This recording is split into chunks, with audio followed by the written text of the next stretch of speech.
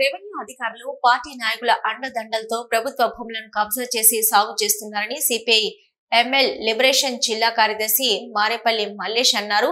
జయశంకర్ భూపాలపల్లి జిల్లా చిట్యాల మండలం తిరుమలాపురం కైలాపురం శివారు సర్వే నెంబర్ 206లో కొందరు వ్యక్తులు ప్రభుత్వ భూములు కబ్జా చేసి ఫామ్ ఆయిల్, జామాయిల్ తోటలు పెట్టి సాగు చేస్తున్న భూములను పరిశీలించారు. ఈ సందర్భంగా వారు మాట్లాడుతూ భూ కబ్జాదారులపై చర్యలు తీసుకోవాలని కోరారు. తిరుమలాపురం శివారులోని 206 సర్వే నెంబర్ గల భూమిని సిపిఎం లిబరేషన్ పార్టీగా ఈరోజు ప్రభుత్వ భూమిని సందర్శించడం జరిగింది.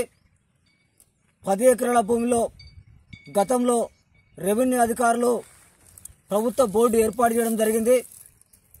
ఈ భూమిలో పామాయిలు, జామాయిలు పెట్టుకొని అక్రమంగా ప్రభుత్వ అధికారులను తప్పుదోవ పట్టించి ఖ్యాతం రాజయ్య, ఖ్యాతం భద్ర అనే వ్యక్తులు 10 ఎకరాల భూమిని ఆక్రమించి ఈ 10 ఎకరాల భూమిని ఎలాగైనా నేను పట్టా చేసుకోవాలి, ఇది దళితుల భూమి, ఇది అసైన్మెంట్ భూమి, తిరుమలాపురం నిరుపేదలైనటువంటి దళితుల దగ్గర ఒక్కొక్కరి దగ్గర 50,000 రూపాయల చొప్పున కొనుగోలు చేసి ఆ దళితులకు కూడా పట్టాలు కాలేదు, ఆ దళితులకు కూడా పాన్లో పేర్లు లేవు.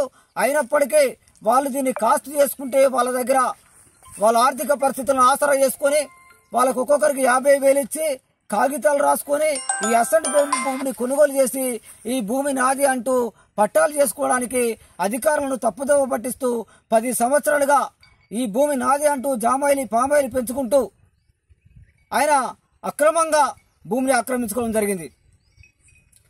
అసైన్మెంట్ చట్టం ప్రకారం 1/70 చట్టం ప్రకారం ఏదైతే నిరుపేదలు ఆక్రమించుకున్నారో, ఏదైతే నిరుపేద దళితులు సాగు చేసుకున్నారో వాళ్లకు మాత్రమే పట్టాలు చేయాలి.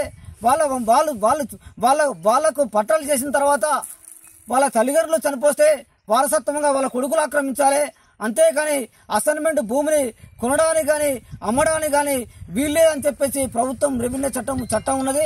ఆ చట్టాన్ని కూడా తుంగలో తొక్కి ఈరోజు వాళ్ళ ఇష్టానుసారంగా వేలాది కోట్ల రూపాయల ఆస్తులు, వందలాది ఎకరాల భూమి గల వ్యక్తులు, ఒక ప్రైవేటు వ్యక్తులు ఈ భూమిని అక్రమంగా ఆక్రమించుకొని ఈరోజు దర్జాగా ఈరోజు సాగు చేసిన పరిస్థితి కనబడతా ఉంది. జామాయిల చెట్లలో ఈరోజు చెత్తను సాగు చేసి రెవెన్యూ బోర్డు ఏర్పాటు చేసినా ఈరోజు సాగు చేయడం అనేది అత్యంత దుర్మార్గం అని చెప్పి సందర్భంగా తెలియజేస్తా ఉన్నాం.